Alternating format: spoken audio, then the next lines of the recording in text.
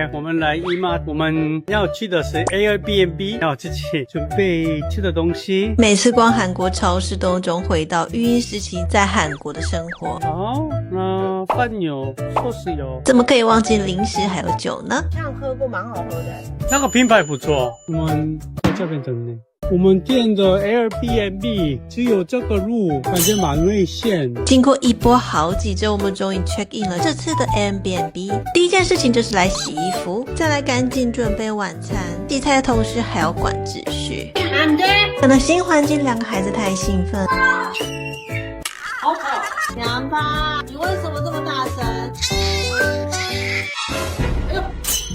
结果被 Yuna 打到了。